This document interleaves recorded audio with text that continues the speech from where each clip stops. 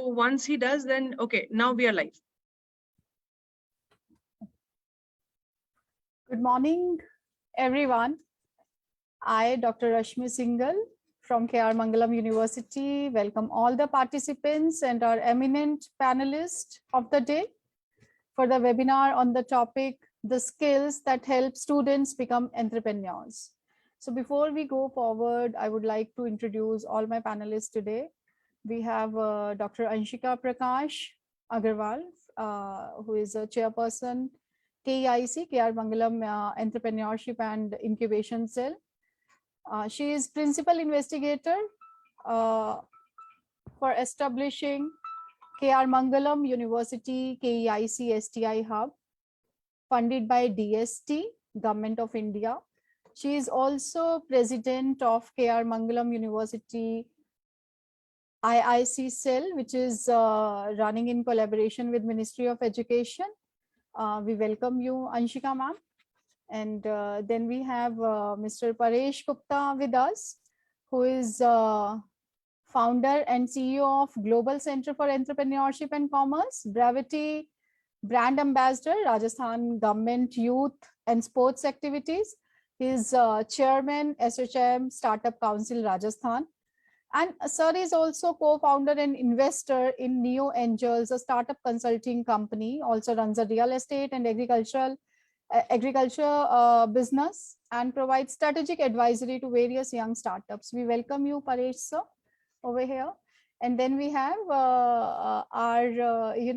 the representative, I would say, from KR Mangalam University, Mr. Manav Poddar, who is chairperson of Student Council at IIC, KR Mangalam University. Mr. Manav is also having his own startup. He's founder and CEO of his company.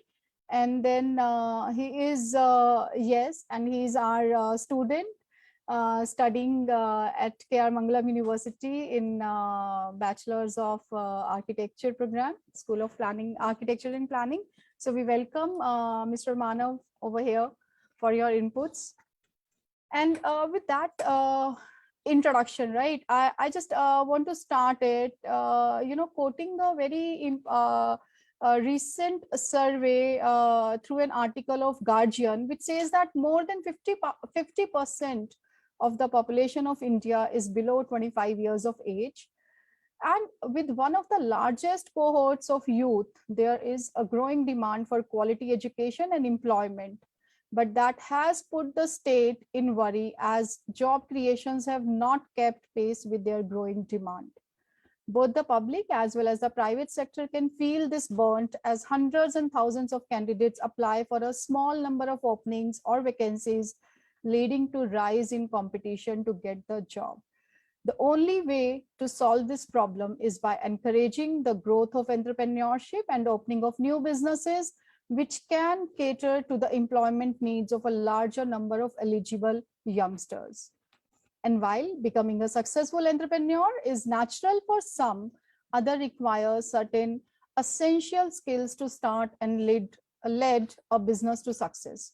These skills determine the entrepreneurial success. Being a successful entrepreneur, startup coordinator at IIC, Student Council of KR Mangalam University, I would like to ask Mr. Poddar, what are the entrepreneurial skills a student should possess to become a successful entrepreneur? Mr. Poddar. Thank you so much, Rashmi ma'am, for a wonderful introduction. Just to start off with the session, I would share my screen and we'll begin with the PowerPoint presentation. It will help with a more clear vision to this. So, right, if anyone can give me a yes, if my screen is visible, I can proceed.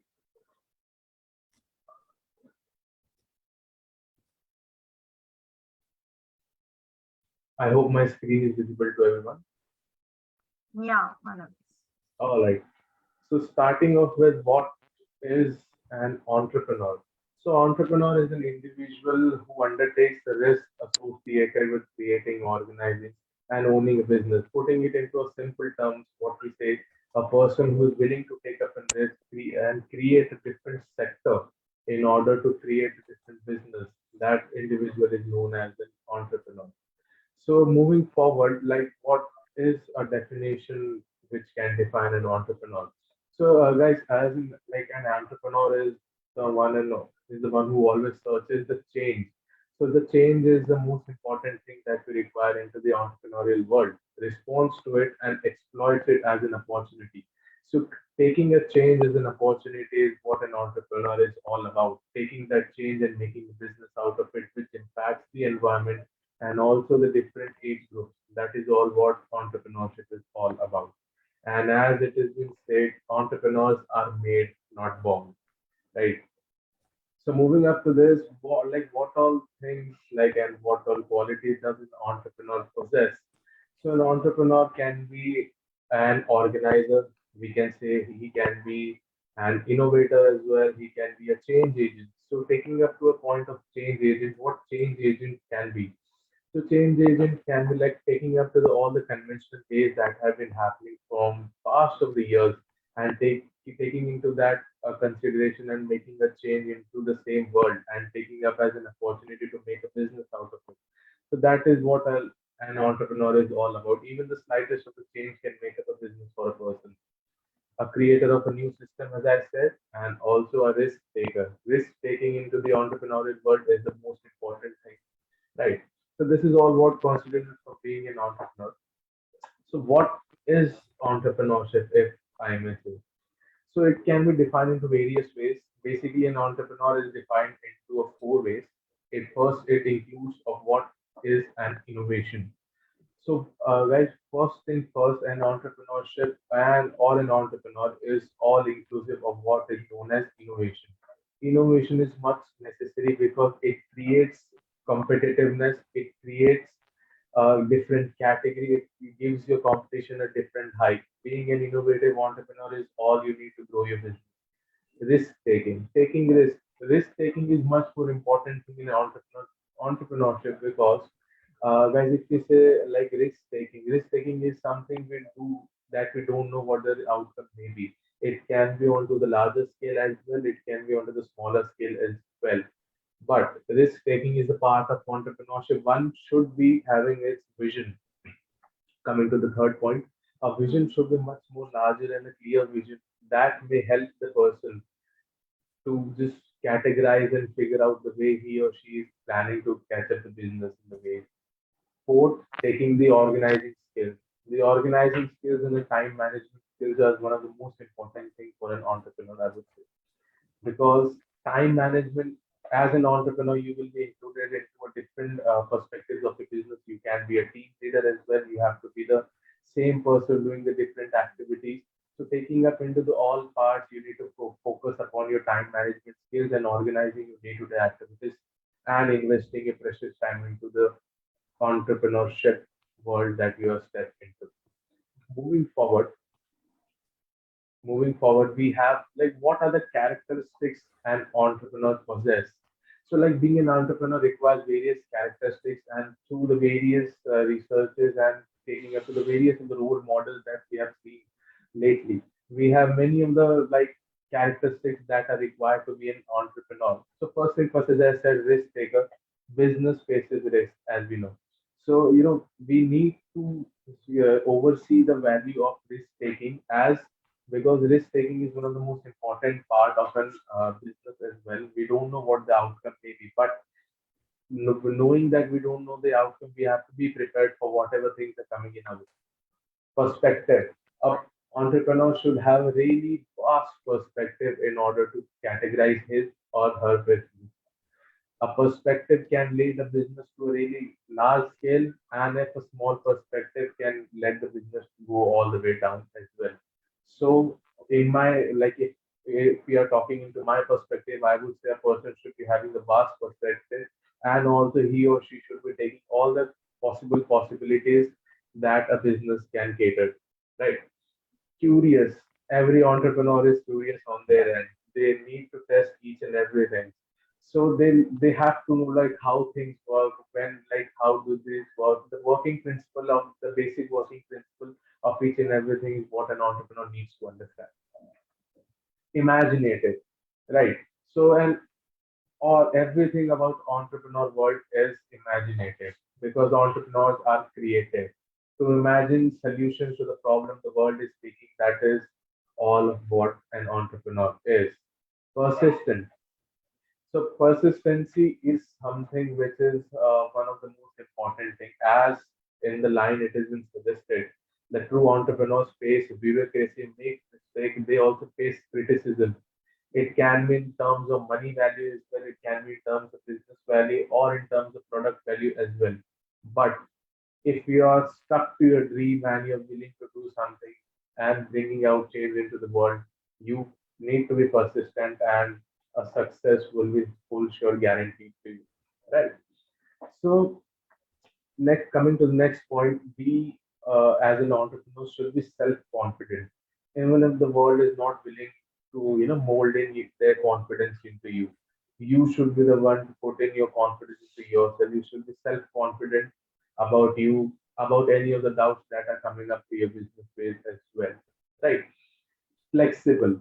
Right. So flexible is one of the most important key term into the entrepreneurial world, because entrepreneurs should be flexible to adapt the changes, because as the world is growing, technology is growing, we need to cope up with the world at the same pace the world is growing. So keeping this in mind, we should be flexible in order to take the market trends that are changing, the technological aspects that are coming into the market. We need to take care of that as well.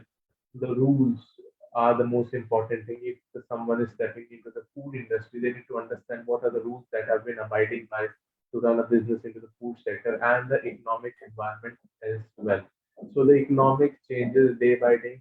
The value of the currency also changes. Keeping the every possible consideration into the mind, one must be able to adapt each and every change, and they should be creative enough, as I said in the prior slide, to cope up with the everything that are coming in their way. Mm. Independent. So independence is one of the most important that I feel our entrepreneurs should be. They should not be dependent on to anyone in terms of anything. Right. If you are an entrepreneur and if you have a desire to make something, I can assure you one thing, and that thing will come into your way. Right. So it can be sometimes difficult to work in a controlled environment. That is why an independent mindset is much more a necessity for an entrepreneur. Regardless, they need advisors sometimes, but in a working environment, I would suggest you should be independent and take your own decisions at most of the time, right? And one of the most important thing into the entrepreneur world, which is hard working, right? So coming to what are the stages of entrepreneurship, if someone or the other person is willing So, to step up. yeah, thanks a Yes, lot, Manav. You have, spoke so well about what are the skill set which are required for any student to be a good entrepreneur, right, or to be a successful yes, ma'am. entrepreneur. So, I would like to interrupt you, and I have one question for Mr. Paresh, who is into,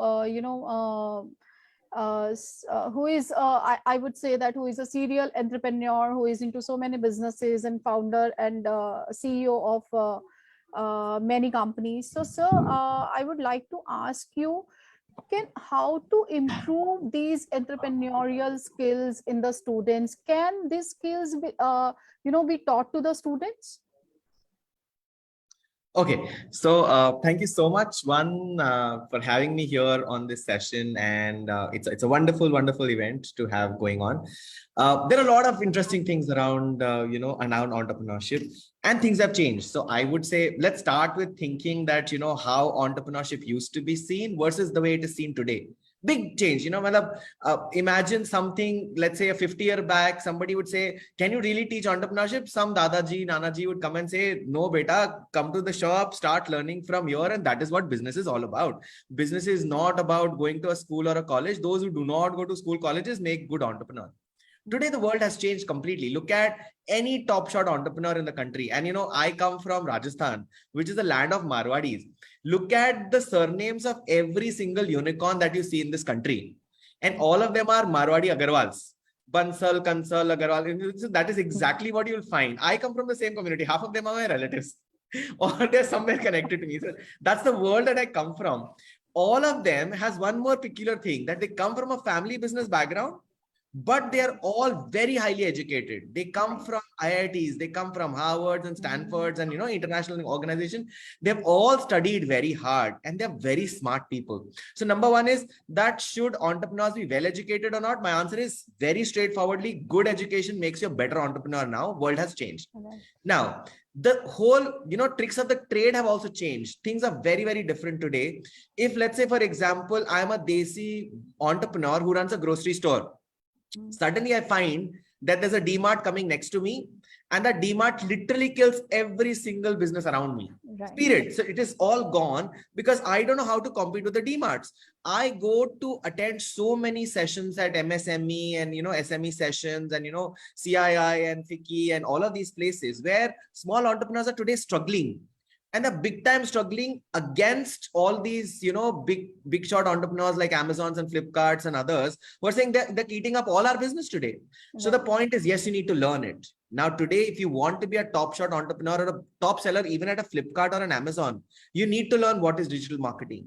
You need to understand what is, what is technology, what is tech enabled app based learning, what is international sales, how is the international sales market growing, what are online delivery systems, what are logistics behind this. All of this has to be learned. You can't just learn out of practice. And you can't just go to a shop and learn this. You literally need to learn the tricks of the trade by being a part of it. You have to go to an institution probably sometimes or take sessions, take knowledge sessions.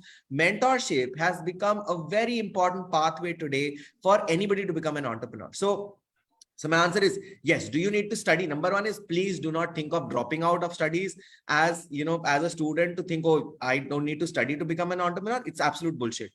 What should you need to study? Of course, study relevant things. So can you teach business? Okay, then I should say, why? How can you teach, business in MBA colleges? Okay, you should learn it out of experience. It has to be a combination of the two. It has to be experiential learning as well as theoretical learning. For example, ignorance of law is no excuse. How can you say that, okay, I jumped a red light and say, oh, I did not know that jumping red light is an offense.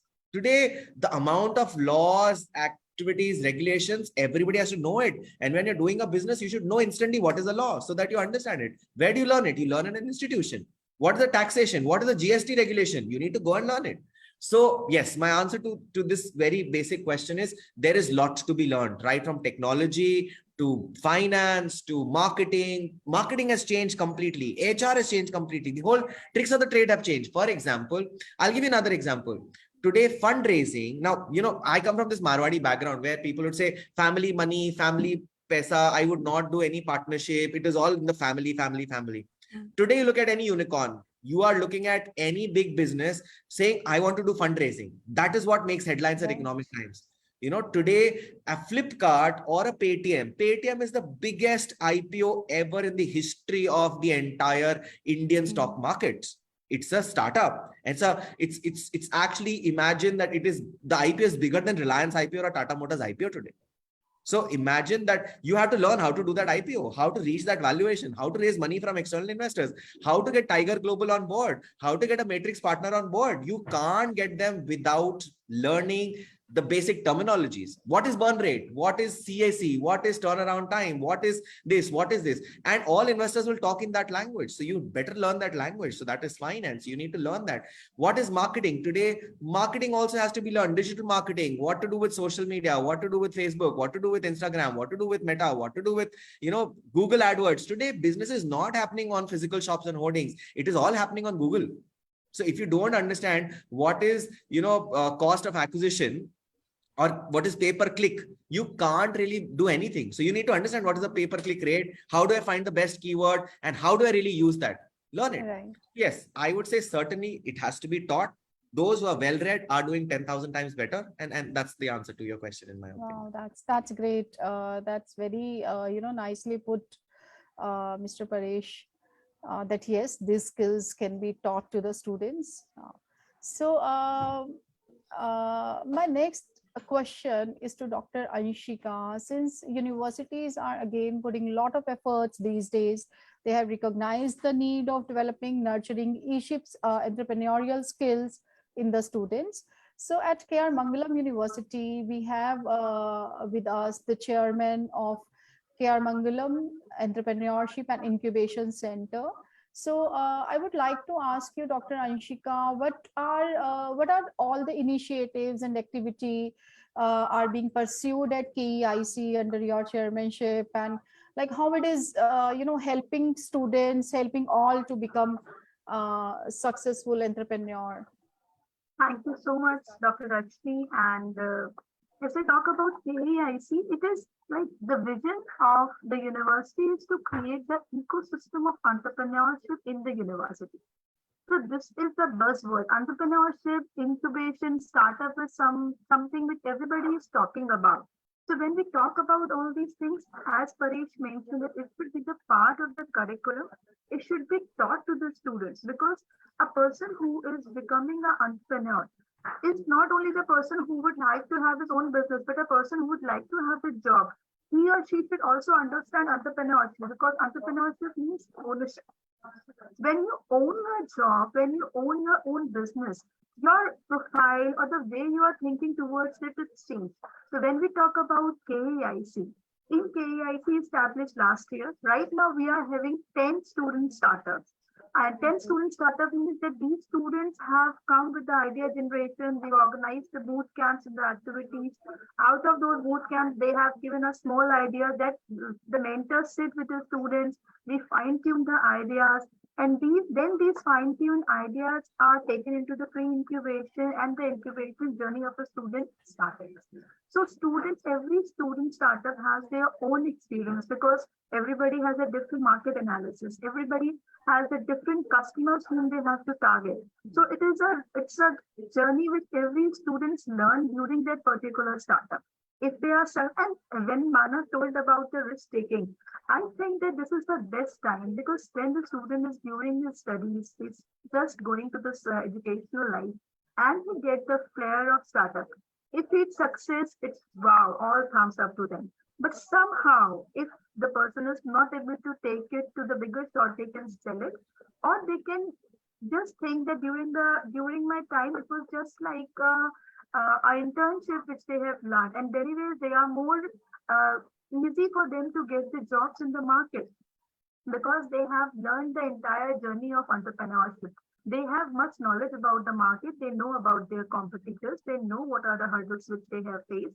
So they are going to be the better employee. So anyways, it is a win-win situation for all the students of KR Mangalam University who are participating in KEIC because either they are coming up with a good brands as their own set of life businesses and startup, or they are coming up with a human being who are more focused, who have more that acumen of learning and delivering, and who are more target oriented. So they are more employed. So it's a win-win situation for all the students who are the part of KR Mangalam University and KEIC. Oh, that's great to know, Dr. Anshika. So, like Dr. Anshika, do we have at KEIC some collaborators, the government ones, or the organizations which are associated with you with KEIC and are helping providing more resources to you? Yeah, definitely, ma'am. We have many of the government partners. As I say, that it is a buzzword, entrepreneurship, startup, incubation. So why, from where this buzz comes from? This comes from actually of the vision of our Honorable Prime Minister, Make in India, Atmanirbhar Bharat.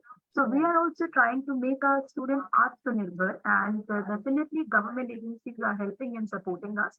So we are having, you mentioned that Manav is the IIC coordinator. So IIC is Innovation Council, which are set up at Mangalam University. And Institutional Innovation Council is the vision of Ministry of Education. So there are fixed activities which we follow. They have a standard portal in which we have to put all the data, and they actually evaluate the institute on that. And our ranking is much higher there. Apart from that, DST, that is Department of Science and Technology. Recently, we have got a project from establishing Science and Technology Innovation Hub. In that also, the interventions are like this, that the livelihood of a nearby vicinity, people living in the nearby vicinity will be increased. So that is also through entrepreneurship, we are generating the employment for a lot of women and the males of the nearby vicinity They will be working on different value chains of handicraft. And the best thing about the vision of government is that they want that the indigenous knowledge should be supported. So indigenous knowledge is something which is in their blood, it is rooted. So they know something how to make it in terms of handicraft, but that is not marketable. So what as the academicians, our role is that we have to put certain interventions so that that particular work which they are doing and it was not sellable before. Now with our intervention, it will be sellable. So ultimately the objective of Atmanirbhar Bharat is supported through these projects which government is giving to the university, and we are working for that. Apart from that, we have a partnership with JKLU AIC. AIC is Atal Incubation Mission. Again, it comes under the Niti Aayog mission. And Niti Aayog is also focused too much towards the entrepreneurial, creating the entrepreneurial ecosystems in the university and in the community. Recently, we have a lecture from Vadhwani Foundations also to the person, the man came here yesterday or day before yesterday. And we have organized a beautiful activity, the activity which actually took place in Stanford University. The trainer is trained there and he came to the university, and the entire lecture was given, and the student was given the activity. They were given some rupees and they have to earn out of those bucks which the trainer has given to them. And I was really surprised to know students are so creative nowadays that somebody made the scratch, somebody becomes the name was AS, it is Assignment Sisters. So what business startups they thought? They thought that they will be making the assignments for other students who are like lethargic or are busy in other activities. Somebody just do something related to stock market, and they have actually earned a good profit. So students' creativity is also increasing by the establishment of ecosystem, and definitely government is supporting greatly to us. We have a visit from MSME, and they also highly considered the efforts which university is doing in KEIC to support the incubation and innovation. Not only us, see, in our university, it is in every department. If I talk about the engineering department, because there is technology is there where they are working on artificial intelligence, they are working on blockchain. So it is the startups are coming from there. The mentors from the very first year teach them how to inculcate or how to make the different projects. And when out of 10 projects, the projects which the students also feel can be scalable, we have expert committee. Expert committee takes a call, and we involve those students and we scale their products in the incubation center of the university. So this is how the process is.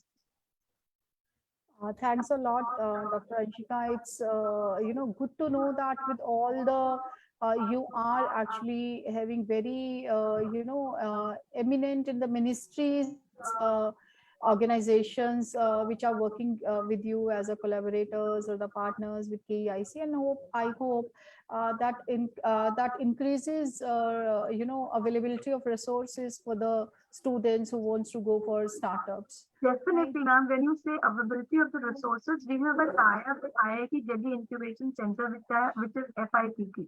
So if any software or anything, the prototype has to be developed and students need any guidance from the research lab of IIT, they can easily go there, they can work there, and they can work on their prototype. So not only the government, the good private organizations also are supporting this entrepreneurial ecosystem in the entire community, so that the India as a nation can move towards and achieve the vision of Atmanirbhar Bharat. Thank you, Dr. Anshika. So when we are having that kind of infrastructure with us, which is helping entrepreneurship, we are having so many government schemes and collaborators. So would like to ask Mr. Paresh, can you please elaborate about the opportunities which are available to entrepreneurs in India, and why it is so important, like why we should go ahead with entrepreneurship in India? So I would literally, I usually say this with a lot of, humor around this, but India is in this year, 2023 is a very significant year for India, because we are now the most populated nation of the world. Congratulations, right? So we have produced babies and babies around. So we are now at the top of the world in something, right? So we are number one in something for sure. Now, that's a crazy situation for us. Now, the problem is that if you look at this country, we are, no matter what we say, and the whole story about India shining and India rising star and India's economy growing, our per capita income still remains very low. And there are no opportunities. There is no employment available for the youth. I can give you real examples of people. Today, you get a graduate in this country for 15,000 rupees to work for you. Right? That is the current state of affairs. You do not have enough graduates at all. The amount of go to a labor chalk. You will see 8 o'clock, 9 o'clock in the morning. There are multiple people struggling to get that one job for one day. Right? People are dying to get that, 100 rupees, 200 rupees daily wage also. So I think there are serious issues in this country in terms of the number of people that we have versus the opportunities. And the way education system has been developed so far is very archaic. We were designed to become laborers. So the entire British education system, which we follow till date, is a labor producing nation. So we were produced and we were created like that. For 20 years of your life, you learn to become a laborer. You learn to become an instruction follower. And if you are trying to become an instruction follower, you always are looking for somebody to give you instructions.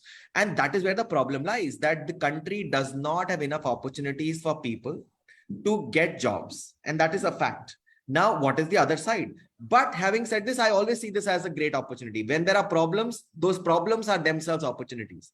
So while I say that India is number one in population, India is also number 3 in terms of the number of startups that we produce today.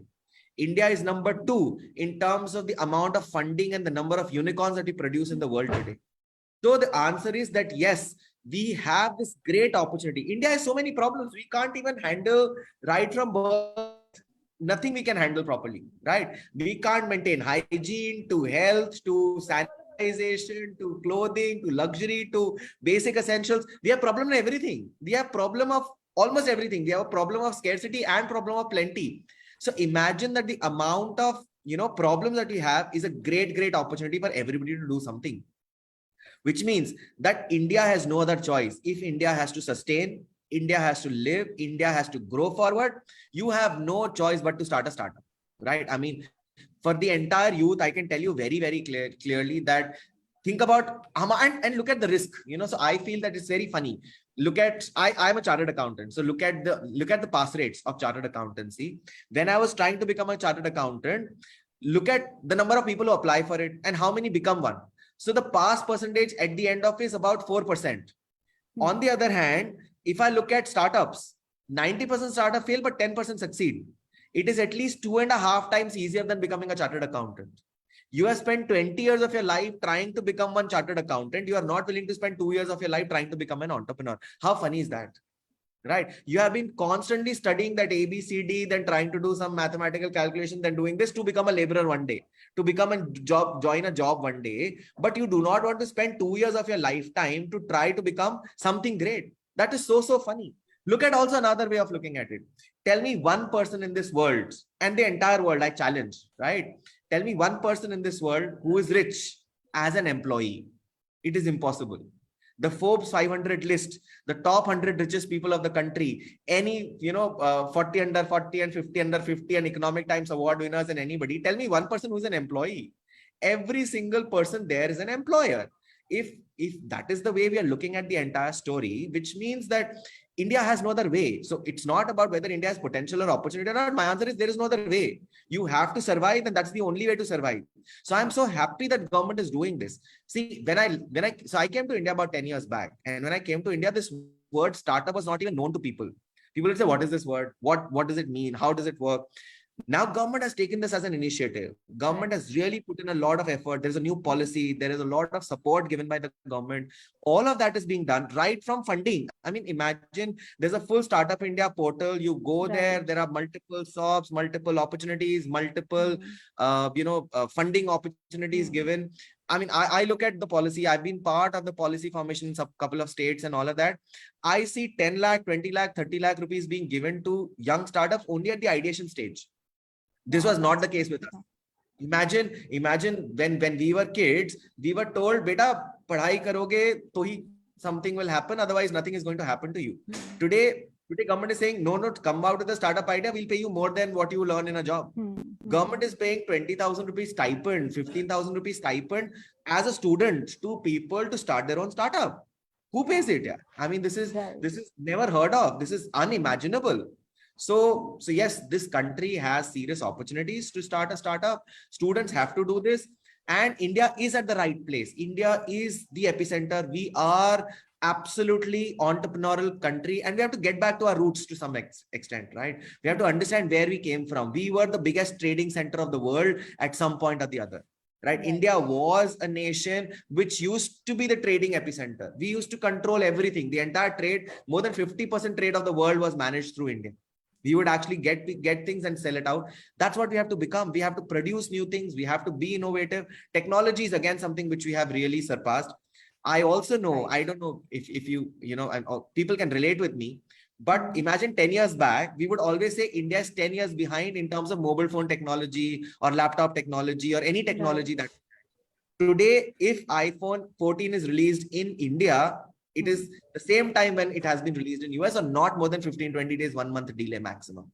You do not have, so you are only 15 days behind US. You are not 10 years behind US, or you're not, 8 years behind US. You are actually 15 days behind US. Imagine that's the gap that you have bridged. Today, an Indian household has as much a technology as a US household can have, and maybe sometimes more. Surprisingly, it has happened that, the COVID certification, India is 100% paperless on COVID certification. US still wants a pen and paper printed COVID certification for verification. So we are ahead in some ways.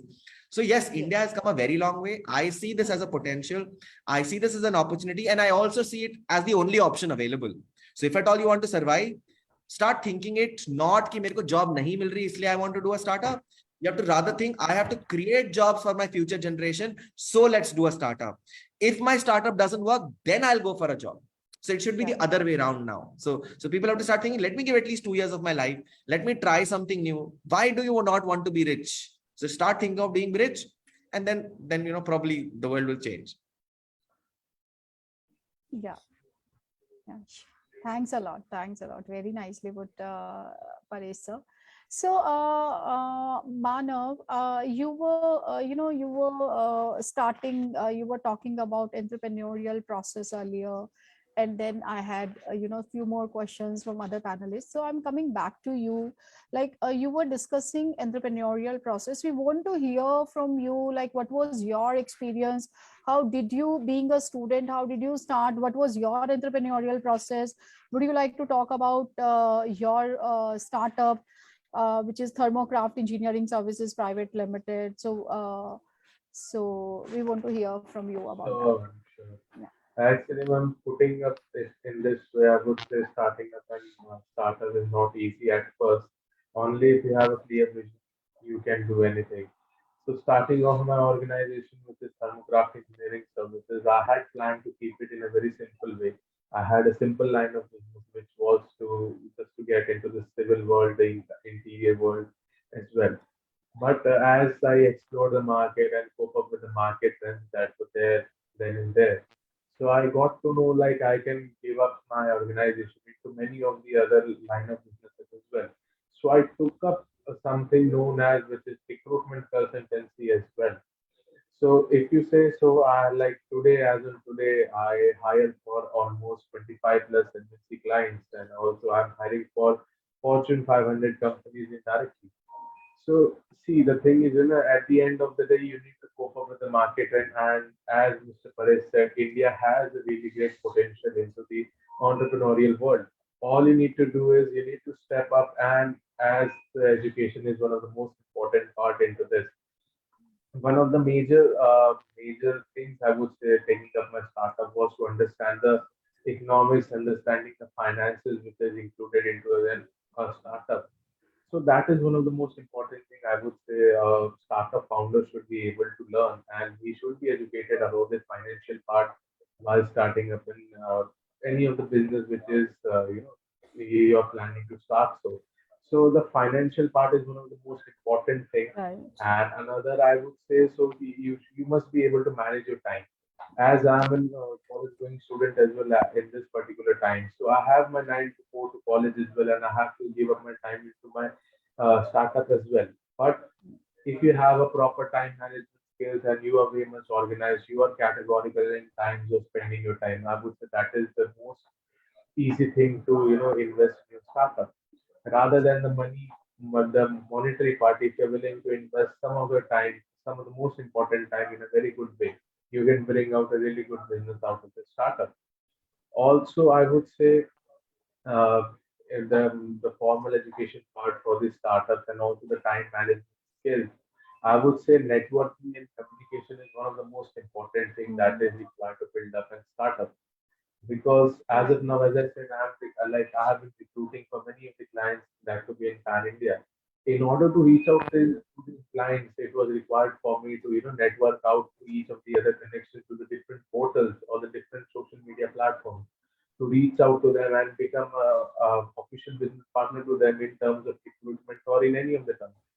So Right. I would say networking is one of the most important things which is required in an entrepreneurial world. Also, I would say communication. Communication is one of the most important things. You as an entrepreneur should be able to showcase your idea and should convince the other person what your idea is all about. You should be able to deliver what your mind and what your idea you are planning to do so. Your vision should be communicated to the other person. That is how a business is built in a tough entrepreneurial world, but also in a fun way as well. So that is all what my take is onto the entrepreneurship from my end. That's Yes, yeah. yet entrepreneurship has been a fun journey for me, and I have been planning to do so for a really long time. Like I had many plans to start up something of my own. So here I am today, all of my own. I am planning to take this on a really Yes. big scale, and Thanks. with some good support from KEIC, I would say. Like we have some good professionals, Dr. Anshika Prakash as well. They are there to guide you in each and every way you go to them. I would tell you honestly, like, if you go to them any time of the day, even if they're busy with some of the other things, they will definitely spare out 10 or 15 minutes for you just to clear out if you're having any sort of doubt. So having some good professionals and good support from the university as well Right. definitely helps the startup to grow. Uh, that's good to know, Manav, and wish you all the very best for your all future endeavors for the same. Thank you. And since lot of effort, energy, money is involved into startups and entrepreneur, into businesses. My question is from Mr. Paresh. Like, isn't it very risky affair? Like, what happens to the monetary commitments, startup and entrepreneurs put in? Like, what happens to that? How that thing can be, how the failures could be, dealt with, and uh,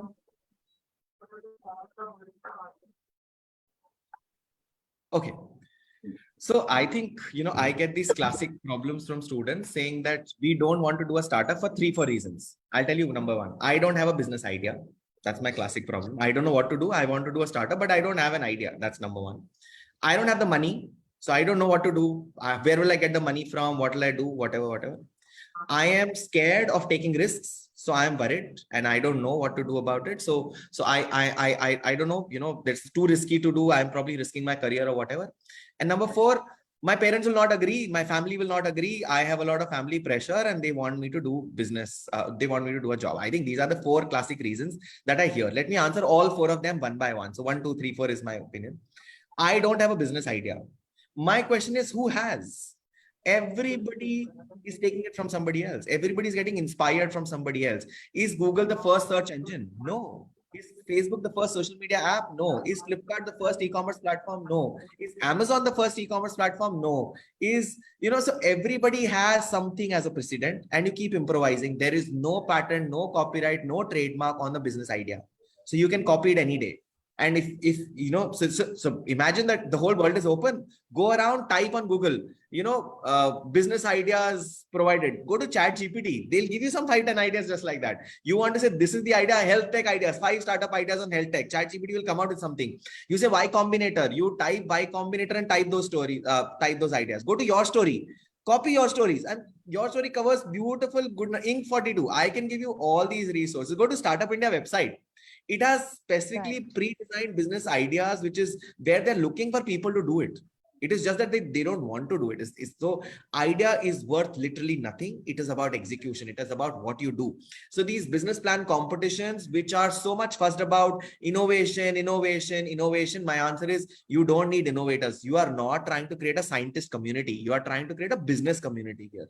So copy, but copy well, copy better than the previous ones. What did Google do differently? Google said, I will not make my cover page clumsy. I will make it plain and simple, white page with just one search string, unlike a Yahoo or an Amazon, MSN, which was so cluttered and, all information, blah, blah, blah. And the person was getting so confused. He said, no, I want to just, that was the only innovation that Google started with, right? Look at Flipkart. The only innovation that Flipkart did was cash on delivery.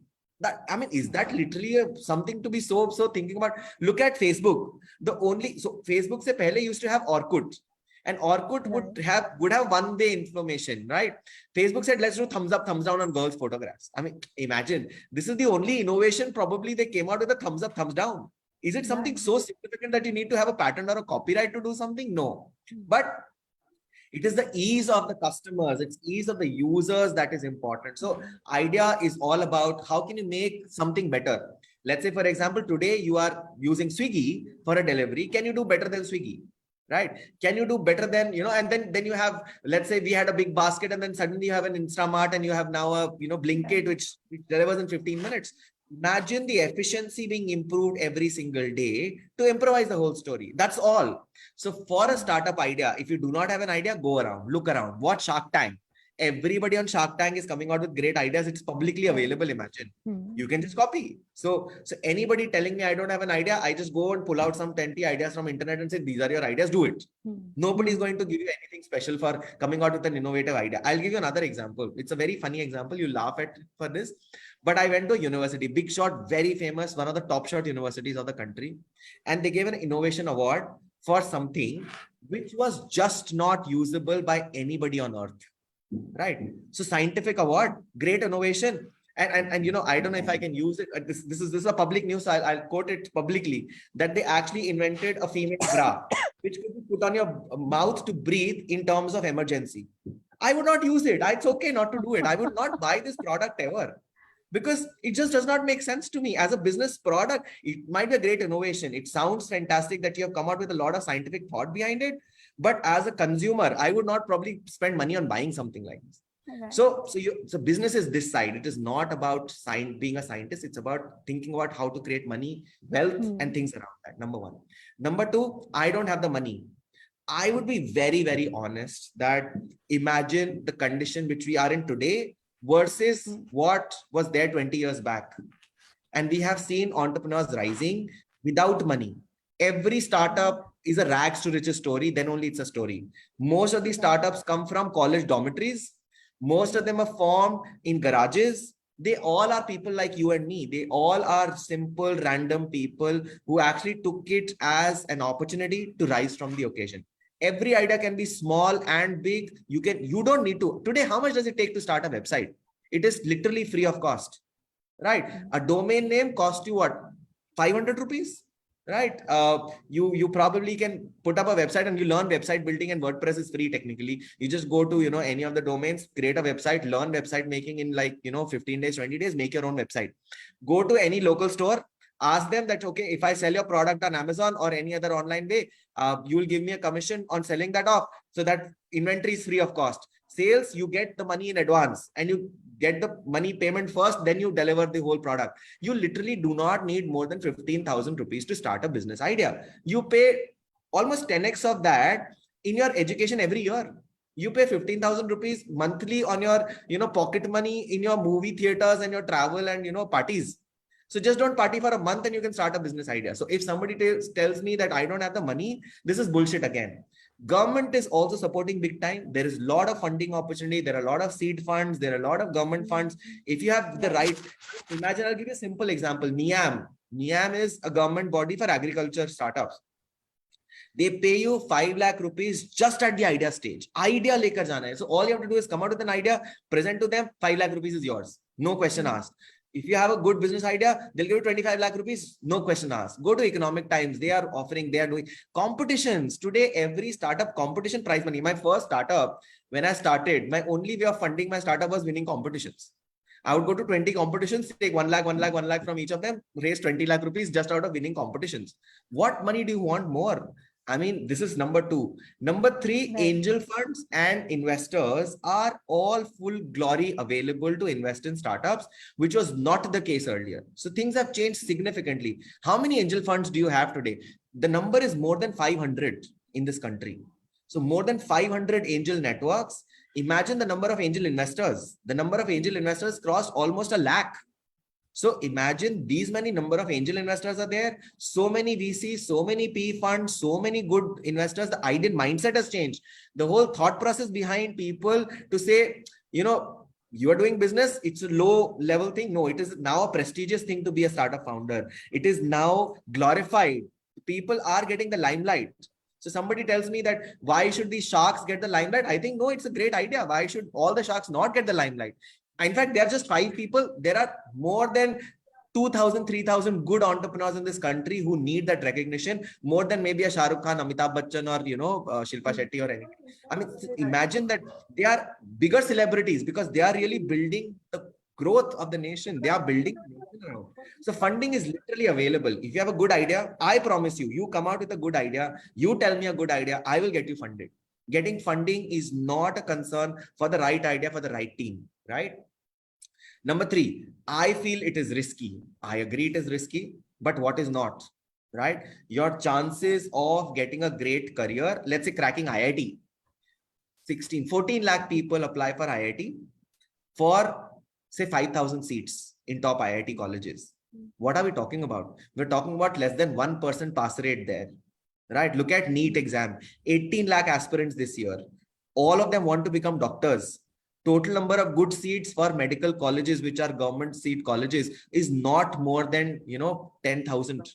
You're talking of a 0.5%, 0.8% pass rate in a NEET examination. And you're willing to run for it. You're willing to work 20 years of your life just to apply for a NEET examination. But when I come and tell you startup success rate, the success rate by statistics is 10%. So if it is 1% for NEET or IIT JEE, it is 10% for a startup. So my answer is, it is 10% easier than cracking IIT, sir. You are working so hard for IIT, starting tuition from 6th grade, start spending 20,000-50,000 rupees every year for these tuition centers and running there, going there, working hard for becoming an IITian. You are not willing to spend 2 years of your life to take that challenge and start it out and struggle it out, which is 10 times easier, mind you. That is 1%, this is 10%. But having said this, yes, 90% will fail. 100% that's a possibility. So you are saying, no, I want everything served on a platter. No, sorry, that is not the case. It is not going to happen. Only 10% will succeed, 90% will fail. But imagine IIT JEE, 99% will fail and only 1% will succeed. You're still okay with that, but you're not okay with this one. That's so surprising. I'll tell you one more interesting thing around this, that risk part. Today, the opportunity is not just doing your own startup.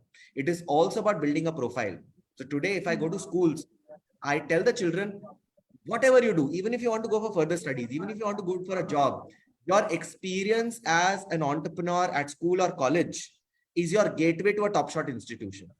Today, you can make it to a London University or a Harvard or a Stanford or any other university for an undergrad or a master's program if you have started some entrepreneurial projects. They do not look at your scores. Nobody cares about your scores. 90% and 95%, that's an Indian mindset. That is not an international mindset. You go out anywhere in this world, a Harvard will be very happy to see if you have started 3 startups, you have failed. Good, they'll say congratulations. Good that you at least started. You at least did something as a person, taking that risk and building something. So brilliant opportunity around, that Harvard network, Harvard, Stanford, even, the entire Silicon Valley says, fail fast and fail often. Fail as much as you want, right? That is the best thing of doing a startup. Failure is a good thing. We have to start appreciating that failure. Our society, our culture is so hell-bent about marks. It is so hell-bent about success that we forget that failure is the best teacher. right? So I literally tell all the students, you failed, congratulations. That is the best learning you had. So take those risks. If you don't learn to take risks, you don't grow in your life at all. So answers are so simple that, risk is a good thing.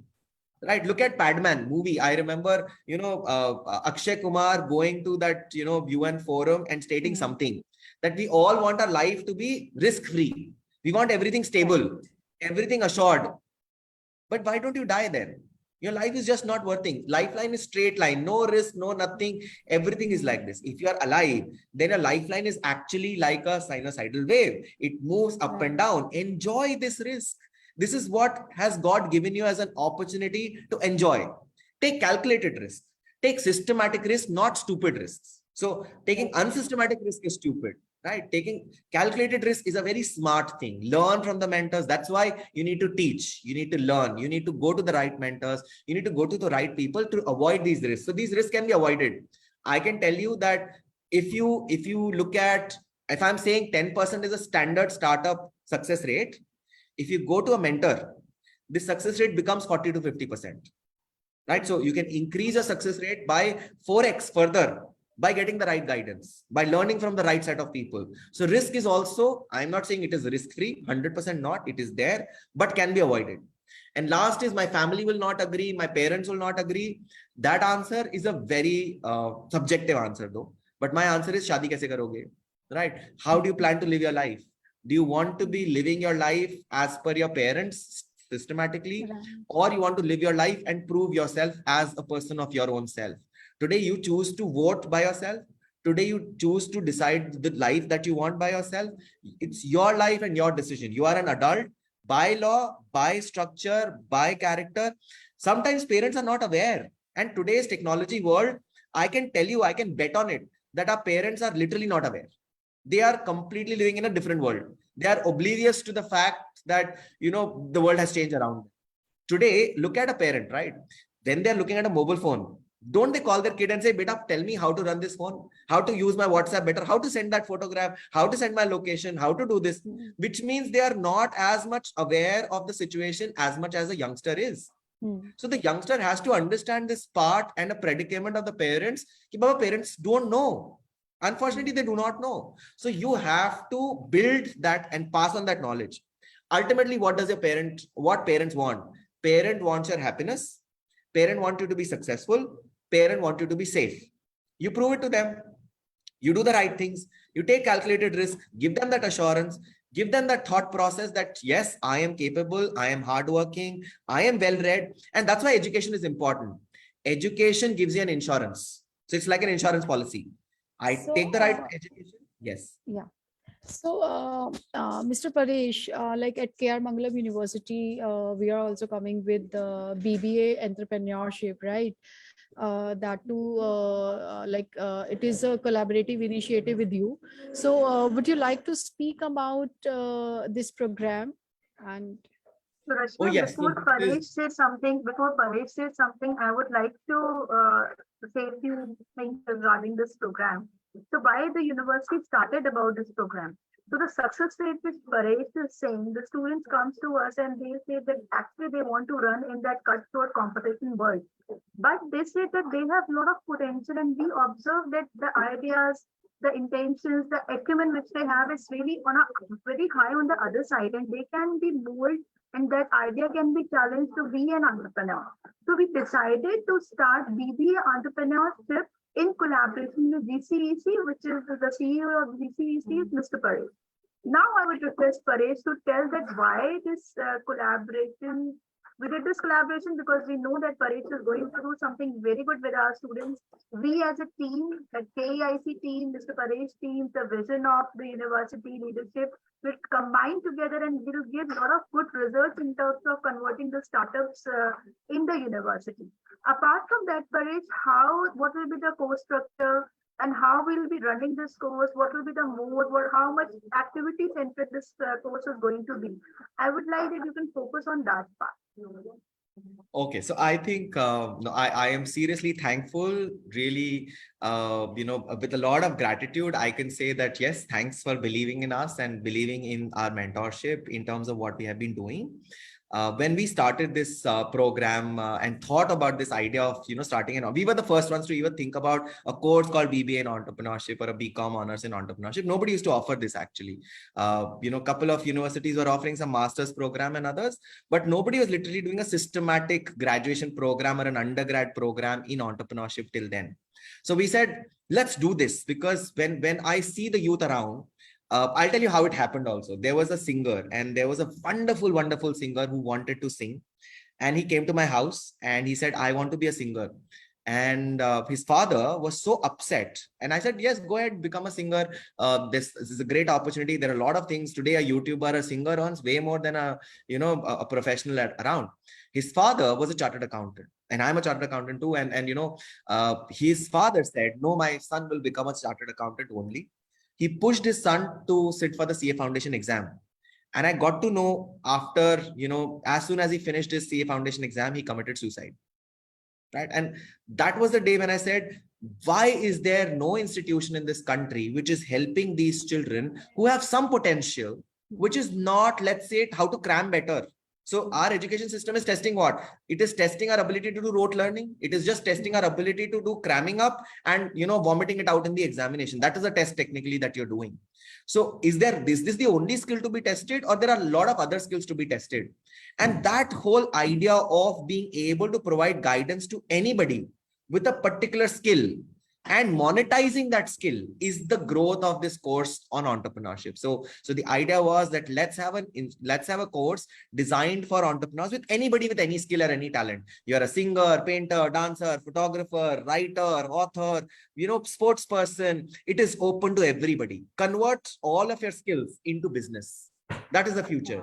Today, you can just, cook food at home and become an entrepreneur and a YouTuber and make way more money than anything else. Today, you are an engineer, but you still want to talk around and take photographs of dogs. You can still be a great YouTuber. You're a drummer and you just play drums, and you still can be a great, entrepreneur. So that is the whole idea about the course.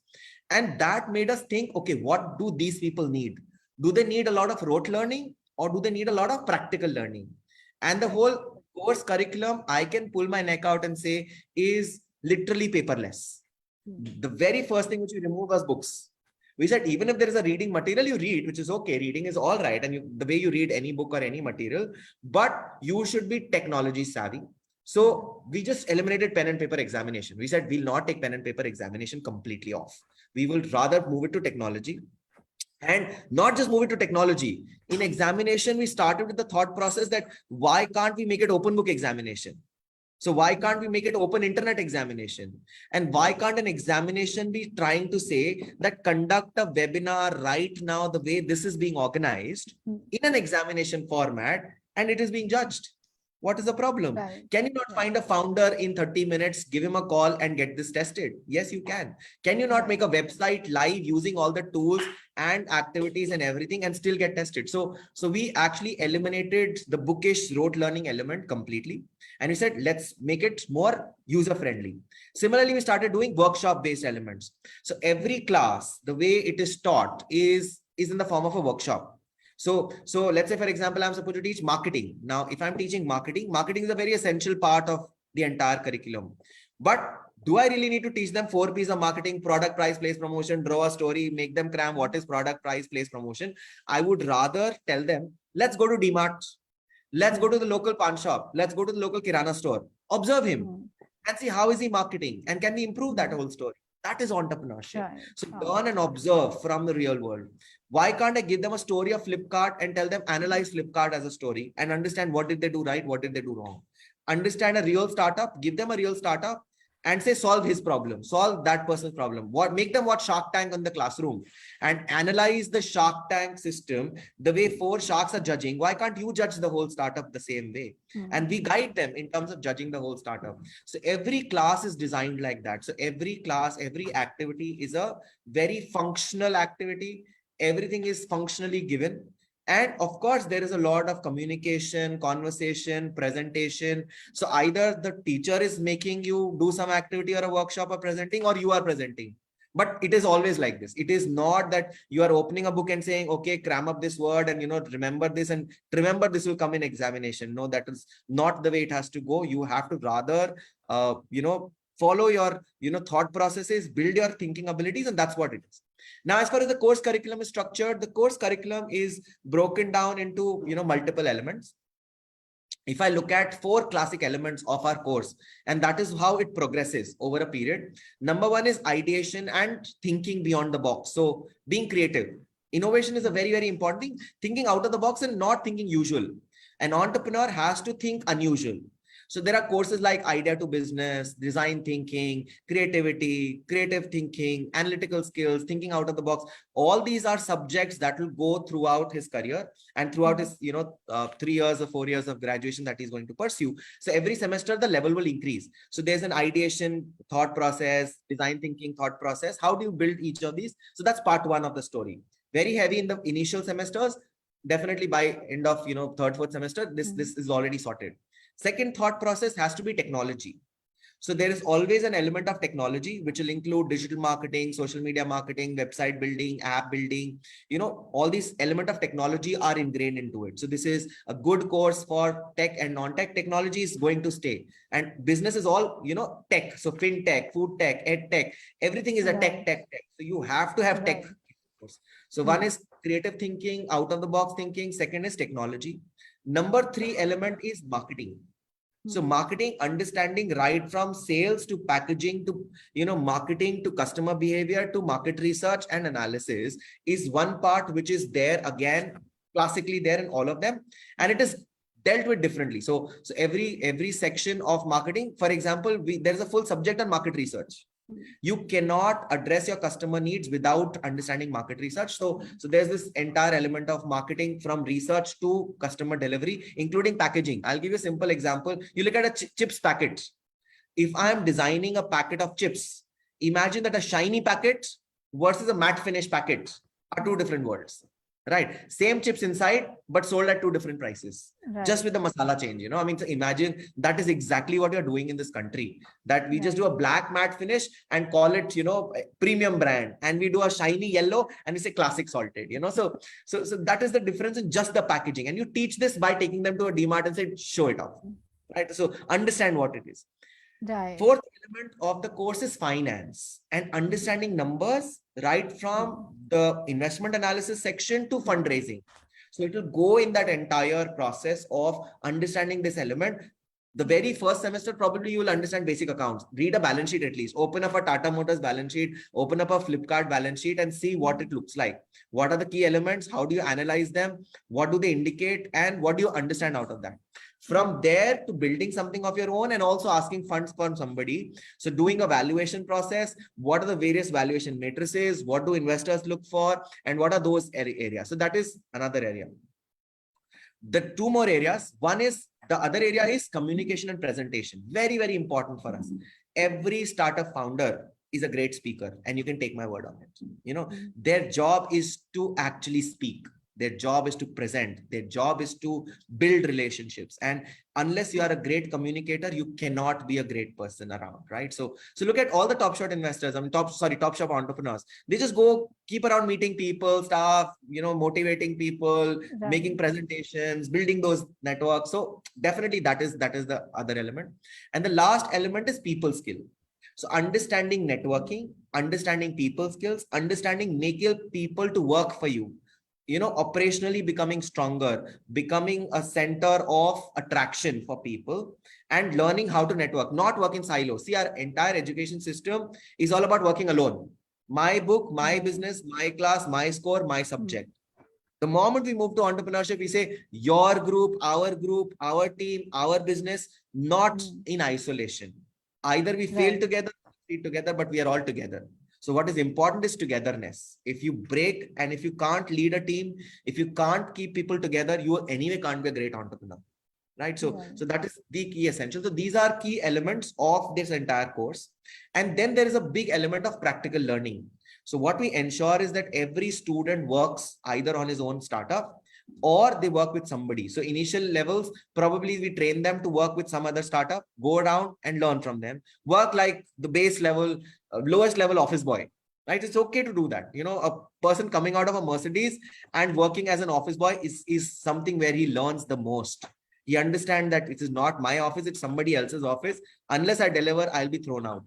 So start from that base to start building something of your own, probably. And we'll need help from Dr. Anshika and the entire institution to incubate them in the incubation center, make it mandatory for all of them to sit in that incubation center, ideate on their ideas, work on their business idea, and develop something great out of it.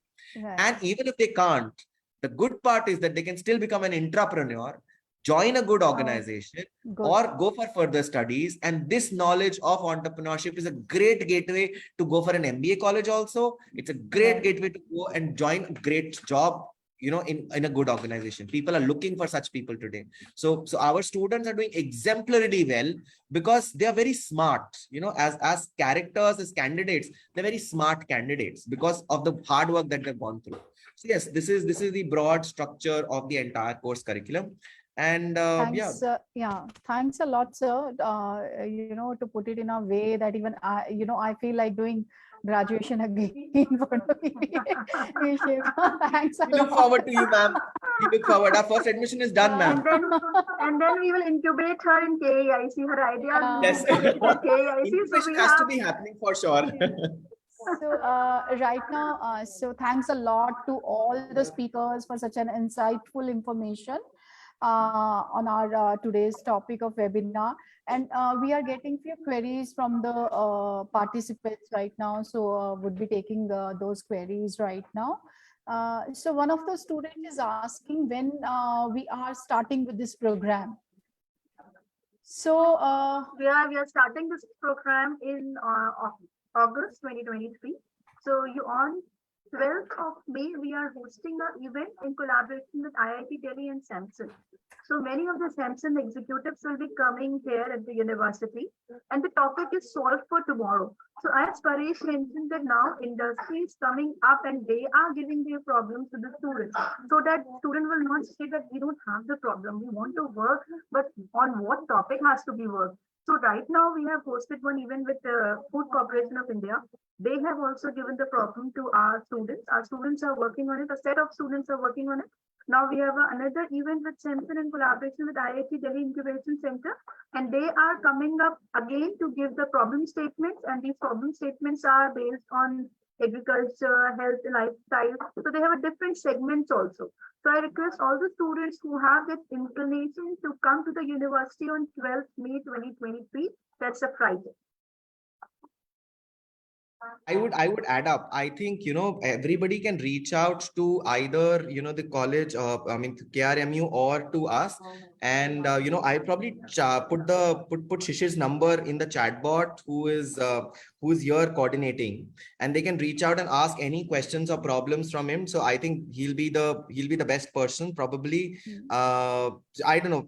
Can we share that with anybody, or they can reach out to somebody at KRMU for getting and start enrolling and registering? I think that's more important. Yes, so Paresh, at the end of the entire presentation, Rashmi ma'am will be telling the contact details. Shishir number you can also share here, and Rashmi ma'am will share the contact details. Any student who is interested can be able to share it other than the panelists. They can call to the university number. So Rashmi, you please proceed with the university presentation so that student can get an idea how to apply for it. Sure. So I'm sharing my screen right now for the university's presentation.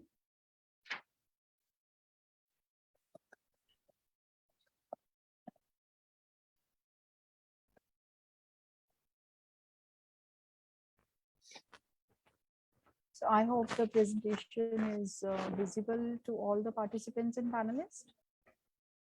Yes. Dr. Anshik, yeah. So let me take you all to the virtual tour of our university. So KR Mangalam University provides a very well-maintained campus facility to its students.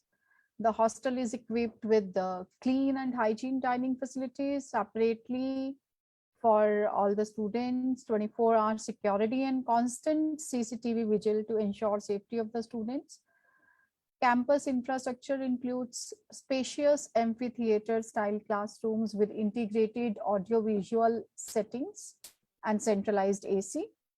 well-furnished labs with the modern equipments, amenities, sophisticatedly designed, capacious moot court with a sitting capacity of over 200 students. And then we have a material museum with innovative apparatus and requisite constructional material, transportational facilities, etc. At We have full-time faculty with rich industry experience at KR Mangalam University and have interdisciplinary project-based learning. We have at KR Mangalam University, we offer various programs under the umbrella of different schools. So we can have a look at the various programs which are offered by School of Engineering and Technology, BTech, then BTech in CSC with AIML and academies with academic support of Symmetrics and IBM. We have BTech in ME, Automotive Designs with academic support of Siemens. We have BCA with specialization in AI and data sciences with academic support of Symmetrics and IBM. We have BSc Honors in Computer Science, BSc Data Science, BSc Cybersecurity, MTech, and MCA. Then at School of Management Commerce, we are offering BBA in HR, Marketing, Finance, IB, Travel, and Entrepreneurship this year, starting from this year as well. BBA with specialization in Business Intelligence and Analytics with academic support of Symmetrics. We have MBA with academic support of IBM. We have BCom Honors with academic support of NSC. And then yes, we have BCom program too. Then BSc in the School of Basic and Applied Sciences, we have BSc Physics, Chemistry, Maths with assistance in civil services exams, preparation for IIT JAM as well. MSc Honors, Physics, Chemistry, Maths, MSc Honors, we are offering part-time as well. Then in the School of Education, we have B.Ed, BLEd, MA. School of Architecture and Design, we have Bachelors of Architecture, Bachelor of Interior Design, Bachelor of Design, BSc in Interior Design, and BA Fashion Design. Then we do have School of Journalism and Mass Communication. We have BA Journalism and Mass Communication, MA Journalism and Mass Communication. School of Legal Studies, we are offering LLB, BA LLB, BBA LLB, and then LLM as well. In the School of Humanities, we are offering BA MA English, MA Economics, Psychology, Digital Humanities, and in languages, that is Chinese. Then we have School of Medical and Allied Sciences, where we are offering B Pharma, M Pharma, D Pharma, BPT, BSc Honors in Operation Theaters, Dialysis Technology, Medical Lab Technology, and we have B Optometry with academic support of Dr. Shroff Charity Eye Hospital.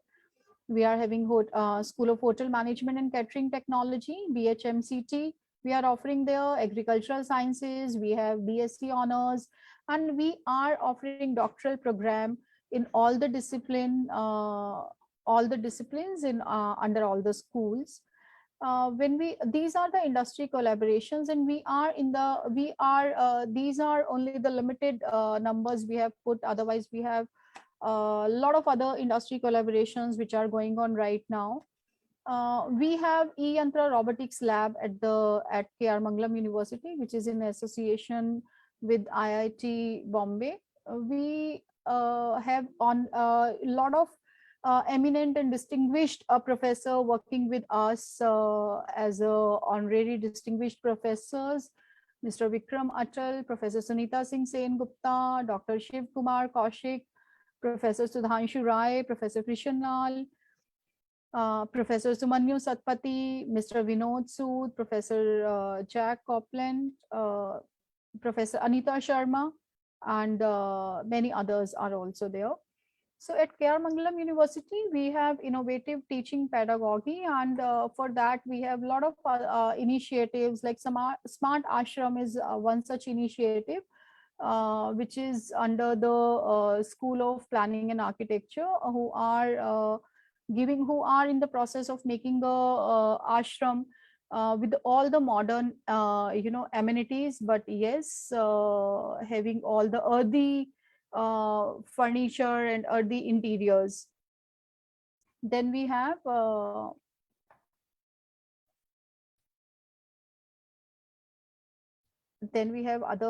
of other activities which we conduct at KR Mangalam University. We are having a very well industry connect mentor-mentee program where every student is assigned a mentor teacher who is there to help student for all kind of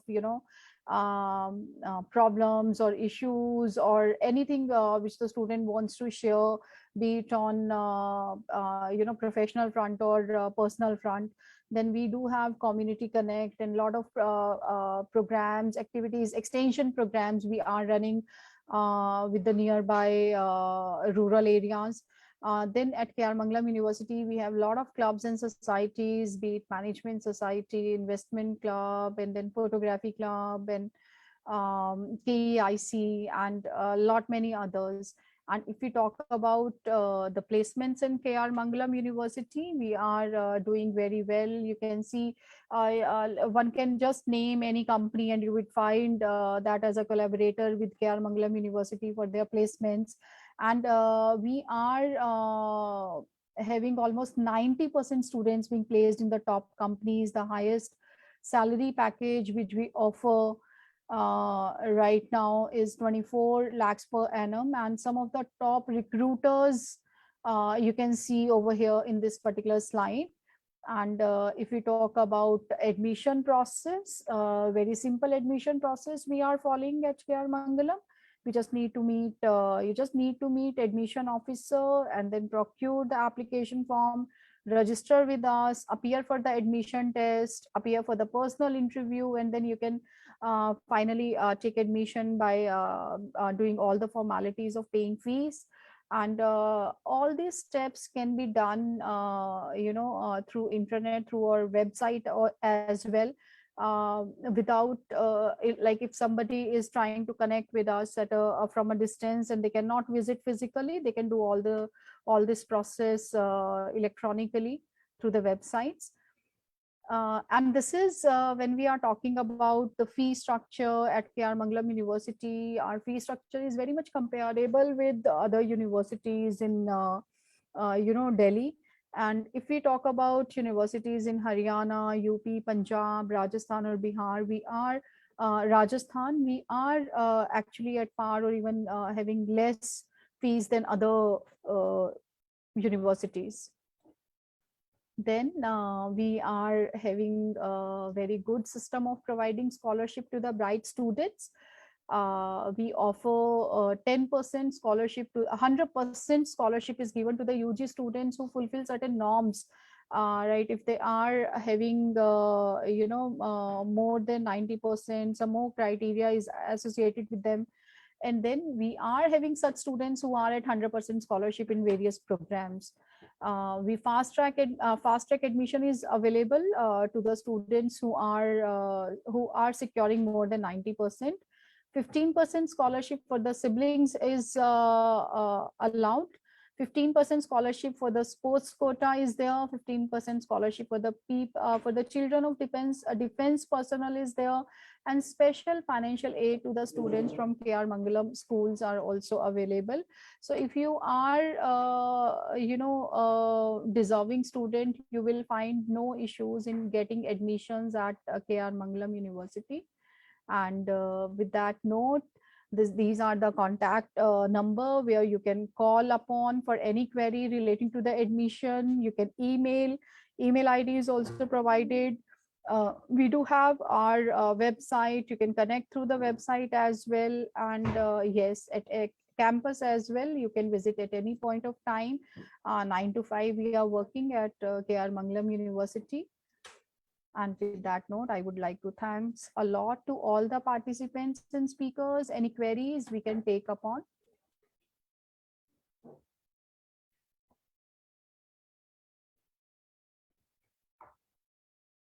So that's it. Thank you Thanks a so lot. much, ma'am, Yeah. for the amazing webinar. And now we're on the closing. Thank you so much, everyone. Thank you, the speakers. Thank you to Anshika, ma'am, and have a great day, everyone. Thank you so much. Thank you so much. Thank you, everyone. Thank you so much.